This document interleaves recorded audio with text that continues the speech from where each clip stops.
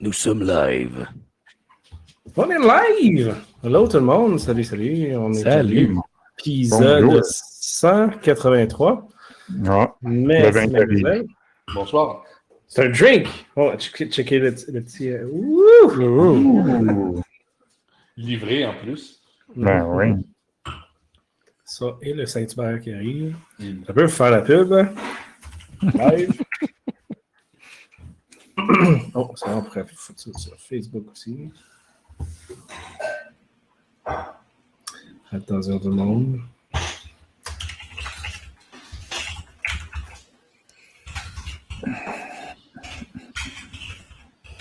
Ça va tout le monde? Au samedi? Oui. Oui. Beaucoup. Oui, bonsoir. Okay. Oui. Yes. Donc, c'est nos faces. Salut à tous. Donc, cette semaine, Steve n'est pas avec nous. Il est en transit pour aller faire de la plongée, je crois en Ontario, à quelque part. Il a réussi à traverser les douanes parce que c'était barré, nos super provinces. Où il est passé en dessous du lac. Ah, il y a peut-être... Operation. Ah oui. Ben oui. Comme un Navy SEAL. Yes. Et sinon, ben, j'ai avec moi Guillaume. Salut Guillaume. Salut Patrick. Et Jacques. Salut monsieur. Bonjour tout le monde. Et évidemment, vous avez reconnu la voix sensuelle de la podcast. du podcast. Salut. Yes. Hey, donc, cette semaine, dans nos shameless plugs, évidemment, ben là, on est en direct du HIAC. Donc, on peut checker ça vite. Ah, on a au moins une vingtaine de personnes qui checkent. Donc, on est désolé de... Non, c'est ça, on est désolé. Et on est en direct du HIAC, où présentement, il y a à peu près 300 personnes, je crois, 300 ou 400 d'inscrits au CTF. Donc, on a un CTF classique et un CTF beginner pour les débutants, où n'importe qui peut s'essayer pour apprendre. Puis c'est cool, ça commence à la base, mettons, un channel de base 64 jusqu'à du full Windows Exploitation. Fait que tu peux soit apprendre beaucoup ou t'enfarger en apprenant. Et le côté classique étant le CTF régulier, là, avec un prix et tout ça. Fait que c'est quand même intéressant.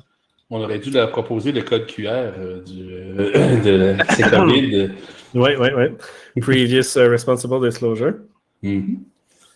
Et toujours, on a la FIC en France, les 7, 8, 9 septembre. Le Hack in Paris du 15 au 19 novembre.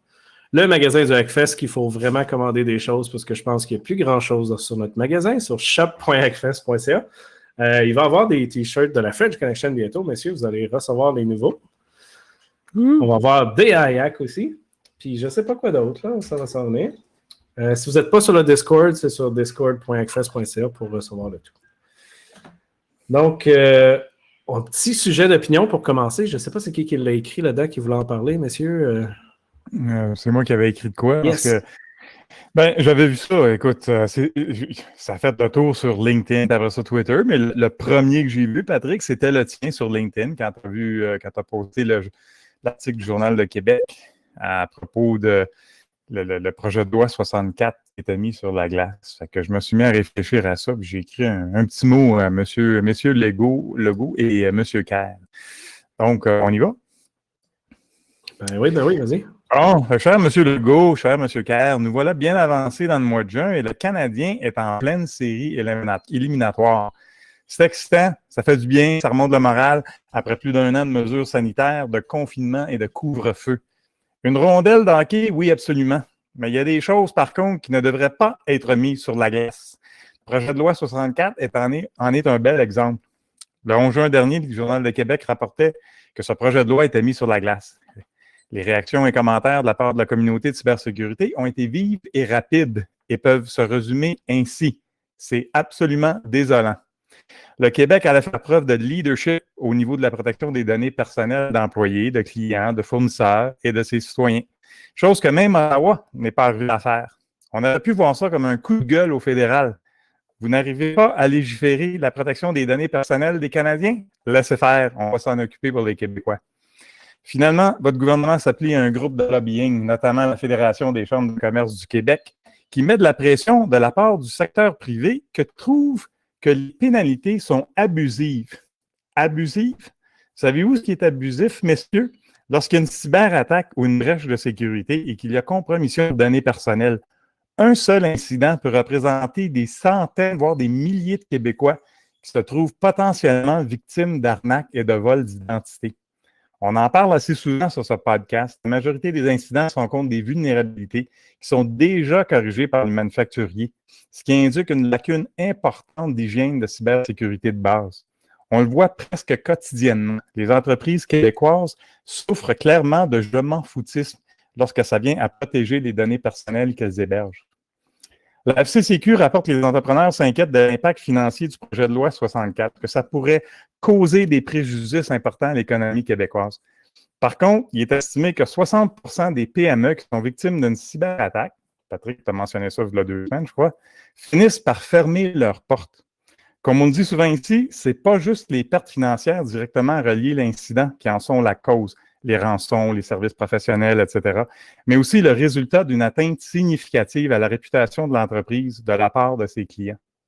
Vous voulez parler de préjudice important à l'économie québécoise? Eh bien, voilà. Je comprends qu'il y a des complexités et des enjeux importants. Par exemple, en ce qui concerne le transfert de données en dehors du Québec. Ici, je donne entièrement raison à la FCCQ et les entrepreneurs. C'est une tâche laborieuse et coûteuse et très compliquée étant donné le chaos total des lois dans d'autres juridictions. Juste aux États-Unis, on parle de 50 États avec 50 lois différentes. C'est l'absurdité totale. L'Union européenne et ses nombreux organes administratifs discutent depuis environ 25 ans de l'équivalence avec des pays du monde entier. Ils reçoivent encore beaucoup de questions importantes. Je vous demande donc, messieurs, de laisser la glace pour le hockey. Le projet de loi 64 n'a peut-être pas besoin d'atteindre la perfection à la première ébauche, mais on devrait au moins viser mieux que le statu quo. Ne pourrait-on pas prendre des petits pas, apprendre à marcher avant de courir? Trop d'entreprises québécoises ne prennent pas la cybersécurité et la protection des données assez sérieusement, et donc trop de Québécois et de Québécoises en sont victimes.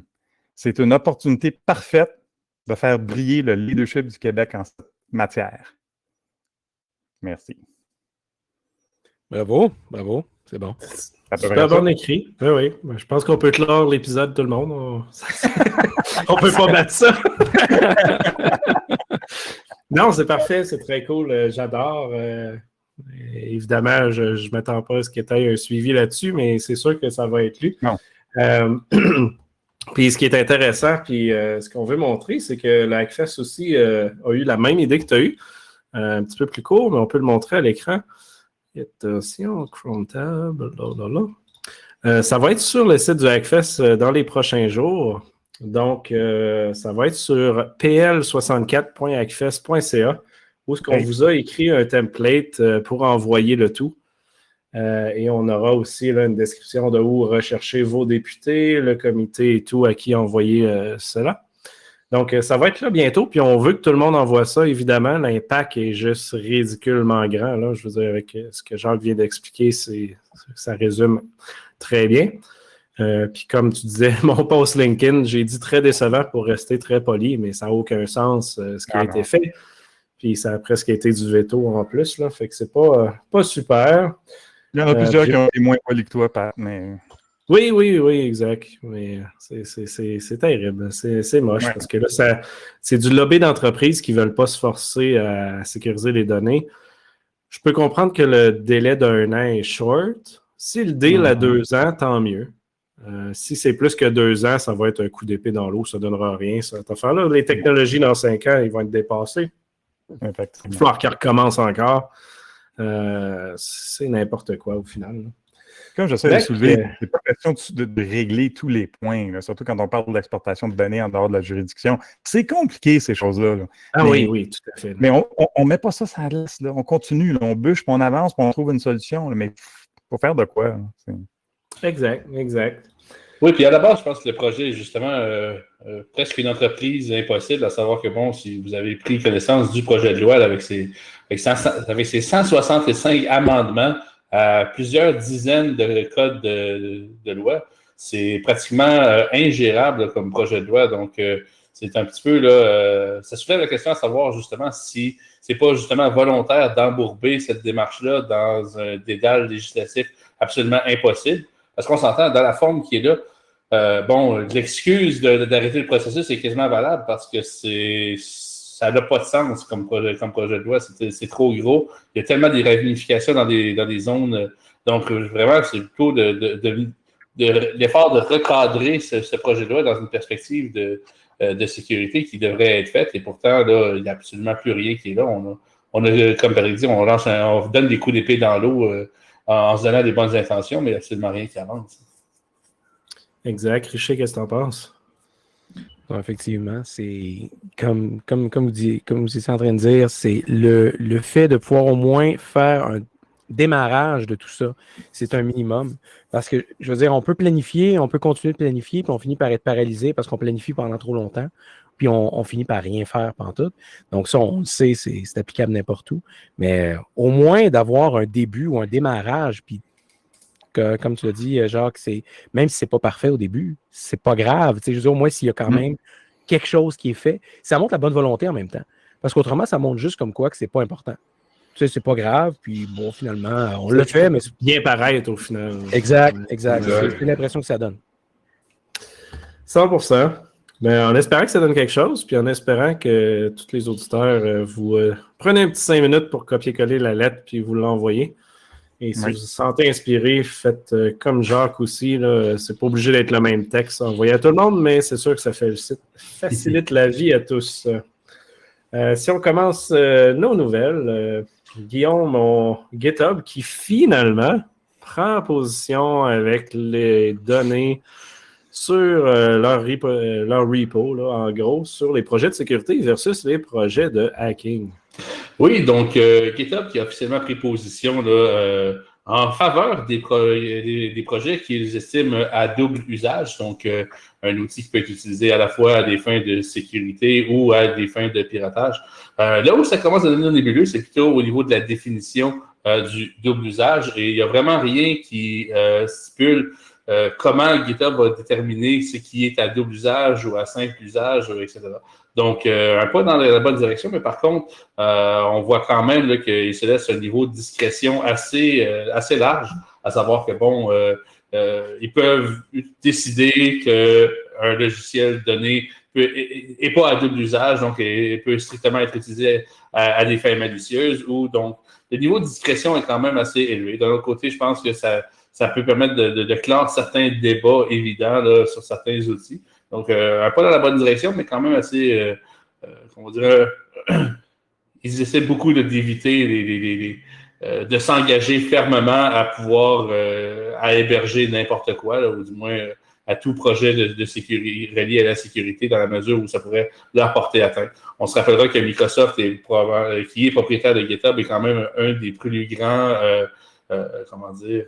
censeurs de projets sur GitHub, et pour une raison X, des projets qui ciblent Microsoft, on se rappellera des exploits pour, par exemple, Exchange, ont été malencontreusement supprimés de la plateforme.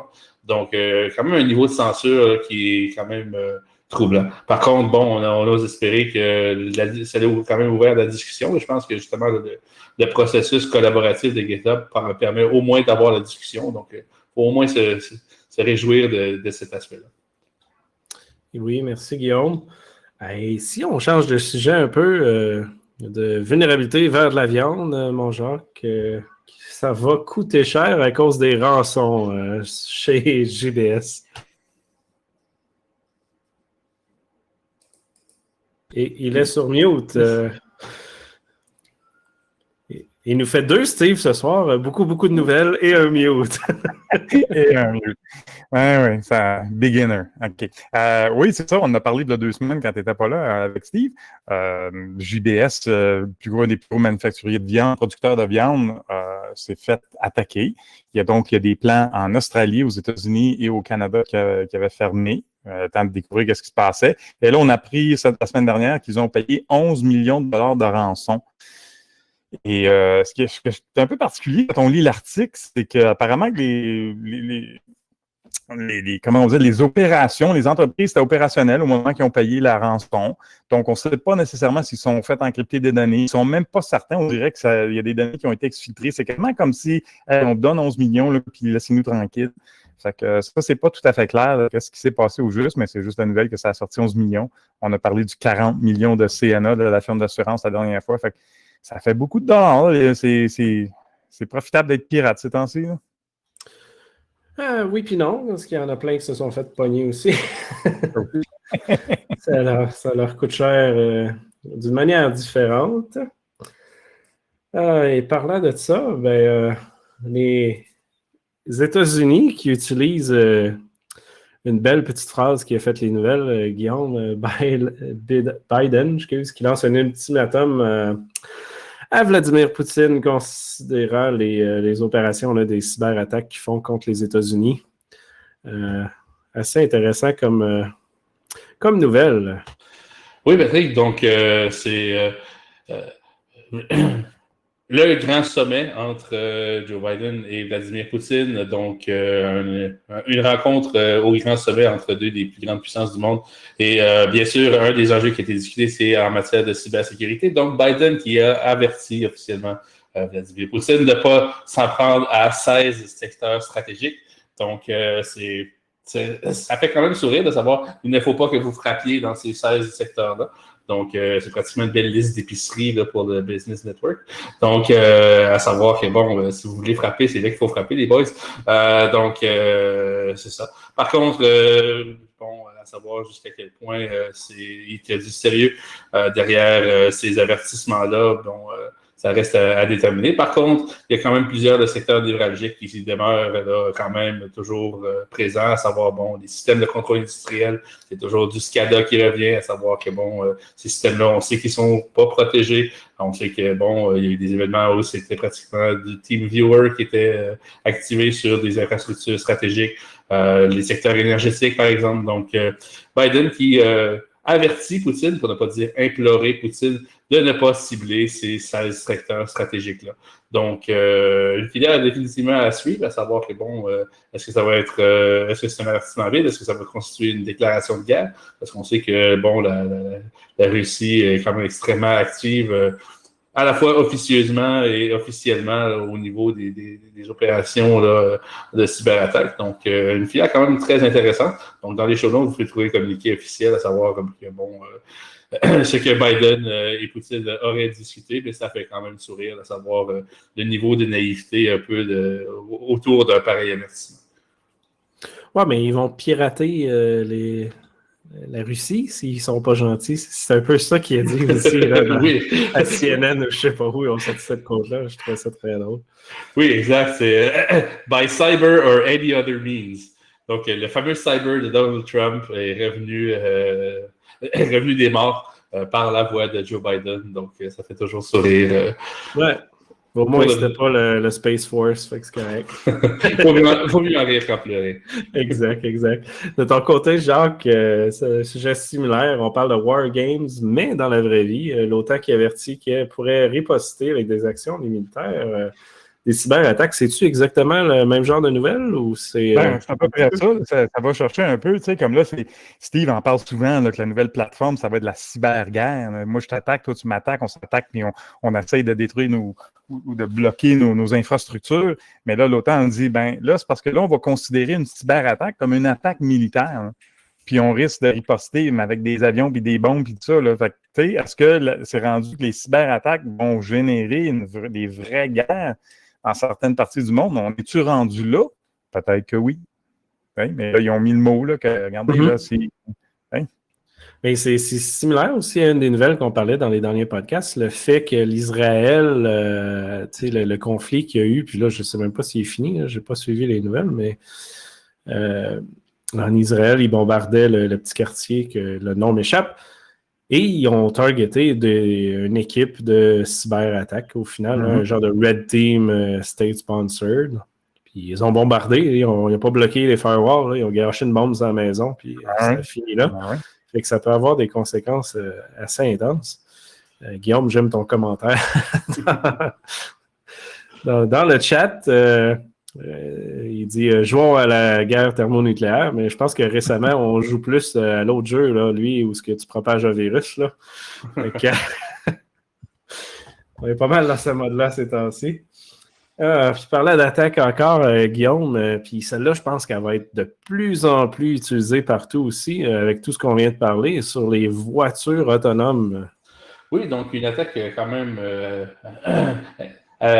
bien baptisée, donc une attaque poltergeist, donc qui vise des systèmes de vision par ordinateur, de vision des véhicules autonomes, donc des algorithmes là, basés sur des réseaux neuronaux convolutifs, un peu comme des algorithmes comme YOLO et compagnie, peuvent être affectés par des vibrations, donc bien sûr, une forme de vibration très connue, c'est le son. Donc, à l'aide de son, on est capable d'exploiter les méthodes de stabilisation d'image qui sont utilisées dans les véhicules autonomes pour leur faire perdre leur focus, leur faire perdre des objets, leur faire qu'ils ne détectent pas différents obstacles en avant d'eux. Donc, le fait de pouvoir déranger justement les systèmes de vision par ordinateur de ces véhicules-là a été démontré là, par une équipe de scientifiques. Et donc, ça ouvre la porte là, quand même à plusieurs scénarios d'attaque plus ou moins inquiétants, à savoir que, bon, ça demeure des attaques théoriques, mais d'un autre côté, ça demeure quand même très réel là, comme problématique, à savoir que, bon, on peut... ça souligne le fait que ces technologies-là ne sont peut-être pas aussi matures et aussi stables qu'on pourrait le croire, du moins peut-être pas pour opérationnaliser là, quelque chose d'aussi critique qu'un véhicule autonome, ou du moins entièrement autonome. Donc, une filière qui est définitivement à suivre, parce que c'est quand même un nouveau vecteur d'attaque, là, à savoir que, bon, on peut attaquer la vision par le son. Donc, c'est quand même une belle synesthésie, à savoir que, bon, on l'a pas vu, ça sortait directement du champ gauche. Donc, exact. Puis ça fait différent des attaques avec les lignes peinturées à terre aussi, là. Ce qui est quand même très drôle, parce que c'est à peu près le même système, au final, qui check ce qui se passe partout. De ton côté, Jacques, puis celle-là, elle m'intéresse beaucoup, reliée au phishing, une nouvelle technique avec Google Doc. Ben oui. Ben oui. Là, ce qui arrive, c'est... écoute, on sait là, que le phishing, ça marche souvent. On envoie des liens avec des domaines malveillants, puis il faut faire attention. Puis des fois, ça passe quand même à travers les protections qu'une entreprise peut avoir. On pense à ce qui s'est passé à la STCUM l'année dernière, où un courriel s'est rendu jusqu'à un usager qui a cliqué, qui a infecté les serveurs. Mais il y a souvent beaucoup de défenses mises en place dans les entreprises pour prévenir ça. Là, ce que les attaquants, les cyberméchants ont figuré, c'est qu'ils peuvent envoyer un lien vers un document Google Docs, un peu comme tu fais, Patrick. Tous les jours. Tous les jours. Fait qu'il envoie un lien vers un document Google Docs. Fait que là, ça se fait pas bloquer nulle part. Tout le monde a accès à Google. Fait que là, les gens vont sur Google Docs. Puis là, c'est comme ça fait un rendering en HTML du document. Puis dans ce rendering HTML-là, ça dit, downloader le document, télécharger le document. Puis quand tu cliques là-dessus, ça t'amène à une page faite créée par le pirate qui ressemble énormément à un login de Google. Tu donnes tes credentials. Puis merci, bonsoir, ils ont ton accès. Fait que ça bypass, si tu veux, les protections de mise en place dans les entreprises, parce que tout le monde a accès à Google. Là, il y a des spécialistes qui disent, là, il n'y a personne qui empêche de faire ça. Ça n'empêche pas personne de faire ça avec OneDrive non plus, ou de partager des fichiers dans OneDrive, quoi, Dropbox. Puis les gens se rendent. Mais là, la nouvelle tendance, c'est d'utiliser Google Docs. Là. Intéressant. Puis ça bypass aussi les checks d'antivirus de l'entreprise, pas sur le poste, là, mais s'il y a de l'analyse qui est faite au download, dans le email, je veux dire, là, c'est la solution qui check l'email, le fichier n'est pas là, fait que tu le télécharges au final. Fait que ça revient finalement à bypasser la sécurité du courriel. Puis tu dis, je fais ça. Comment? Tu as un lien dans le courriel qui va vers Google. Fait que même, oui, c'est ça, il est legit avant. Oui, un DNS firewall va dire, oui, Google, tout est beau, on continue. Oui. Mais tu as quand même raison de dire que je fais ça, parce que récemment, on a construit ça à mon emploi. Puis une des techniques qu'on utilise, qui n'est pas exactement celle-là, je veux dire, celle-là, évidemment, elle va être utilisée dans un certain futur, mais une qui est intéressante, c'est de chercher des vulnérabilités applicatives dans les applications web de l'entreprise. Fait que, tu sais, si vous avez access.ca, puis vous avez peut-être un lien pas un lien, mais une page web là, qui fait une redirection, ce qui est le fun de ça, c'est que si ça redirige vers n'importe quel site, ça veut dire que ton lien, c'est le vrai nom de l'entreprise. Puis quand tu cliques dessus, il redirige vers un site malicieux. Puis ça bypass 100% de tous les checks de sécurité aussi, parce que techniquement, ton propre domaine de ta propre entreprise est whitelisté. Ils ne bloqueront pas ça. Donc, super le fun. Et c'est rien de nouveau, évidemment, là, mais c'est quelque chose qui n'est pas réglé comme problème. Je pense que c'est plus ça la problématique. Yes. Puis si on continue dans les leaks de données, on a des bases de données qui coulent comme de l'eau, Jacques. Clic, clic, clic, clic, clic.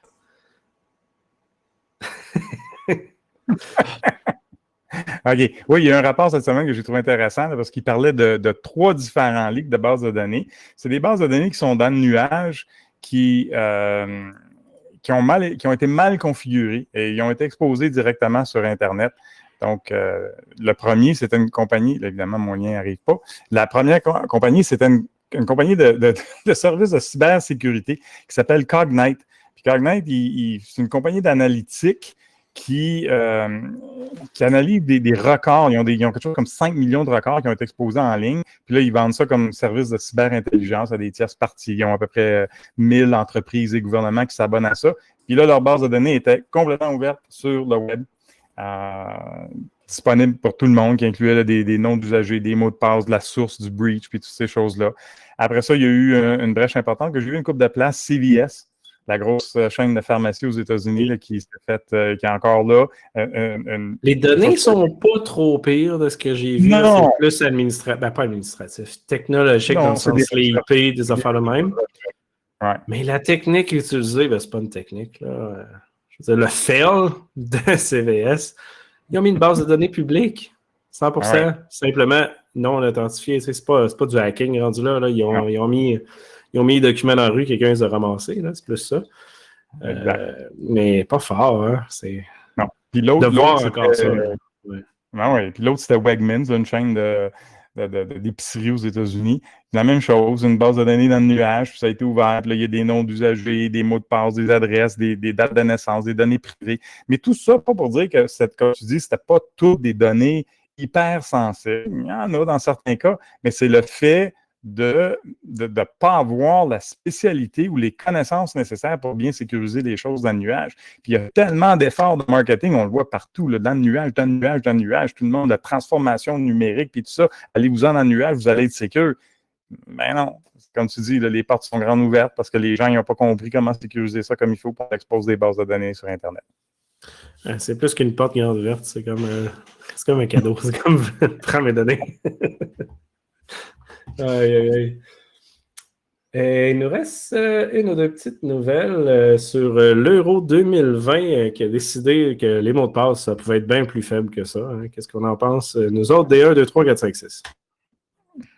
J'ai-tu mon micro? Ils ont mis là, testing, 1, 2, 3. Hey, tu l'as? Je comprends vite quand on m'explique longtemps. Non, ben c'est pas l'Euro qui a décidé ça, mais est-ce que une compagnie qui analyse des bases de données de mots de passe, ce qu'ils ont découvert, c'est que depuis que l'Euro 2020 vient de commencer, parce qu'on est un an en retard, elle a été remise l'année dernière, ils remarquent que les mots de passe utilisés, puis on parle surtout en Europe, contiennent des mots-clés qui ont affaire avec l'Euro. Donc, on voit souvent football, Liverpool, Chelsea, Arsenal, Barcelona, quelques chiffres. Ils disent que ça rend les mots de passe tellement faciles à craquer. Et ça m'a fait penser à ce qu'on voit de plus en plus. Je commence à en voir plus souvent sur Facebook, là, des memes qui font tour, qui disent, tu sais, là, quand il y a des quiz, puis des polls, des affaires, c'est quoi ton équipe de football préférée, puis des choses comme ça, puis c'est quoi ta couleur préférée, puis c'était quoi ton premier char. C'est pas pour avoir du fun, là. C'est pour avoir vos données personnelles. Puis c'est justement, là, c'est 100%, là. C'est des choses comme ça. Moi, ça me fait rire quand le monde répond à ces sondages-là, puis ces quiz-là, c'est quand, Caroline, qu'est-ce qu'il faut faire, là? Je vais essayer de retrouver l'image, on l'a quelque part, je crois, sur notre Discord, mais on a eu une guerre de GIF, fait que là, c'est très, très loin dans le bec. Celle qui cause ces temps-ci, c'est l'image. En haut, tu as une image d'un hacker. Là, l'image traditionnelle, son hoodie noir, le penché sur son clavier, il dit tout le monde pense que c'est ça, un hacker. Mais c'est pas ça. Puis là, après ça, tu as toutes des images. Ah oui. Mais je pense que c'est celle-là. Je te vois. Génial, c'est ça. Exact. Quand je la retrouve, je la partagerai. Mais en sujet très relié, on a publié 2 posts il y a quelques semaines sur des projets québécois qui ont été réalisés là, sur le blog du Hackfest. Puis on peut les montrer vite ici, comme ça. Et ce qui est intéressant de tout ça, c'est que c'est une présentation de 2 projets. Le premier étant un projet sur les word lists de password, mais québécois. Donc, si on rentre dans ça, ils ont créé là, carrément un GitHub avec une word list du Québec. Puis c'est un petit peu trop gros, fait qu'on ne peut pas le voir vite comme ça. Mais ce qui est intéressant, c'est parce que la majorité des leaks qui arrivent ne sont pas du Québec. Donc, c'est des mots anglophones, ce pas des mots français, etc. Donc, ils ont fait une compilation là, de tous les mots francophones de plusieurs leaks et autres techniques ici. Et évidemment, on retrouve tout ce qui est Poutine, Poutine 1, 2, 3 et Patate Poêle est aussi là, Patate Poêle 1, 2, 3. Fait qu'on a confirmé qu'à cause de ce mot de passe-là, c'était effectivement très québécois comme liste. Donc, très, très drôle. Mais si on revient, on a aussi le même concept, mais pour la liste des utilisateurs. Donc, quelqu'un a pris un générateur de noms d'usagers québécois, très intéressant, là, basé sur tout ce qui est les prénoms du Québec. Et à partir de là, on peut créer les courriels et autres. Et c'est un parfait mix avec la solution de password. Donc, je suis sûr que ça va être utilisé dans plusieurs pentests du Québec à l'avenir. Et malheureusement, sûrement des vraies attaques, mais en même temps, on est toujours jammé avec des mots de passe-poche tant qu'on ne passera pas au Password Manager, 2FA ou Passwordless, WebButton. On est jammé toujours avec ça. Mais intéressant, tous ces projets-là. Et pour finir, Richer, notre section Responsible Disclosure, on t'écoute. Donc, c'est la responsible ou la irresponsible?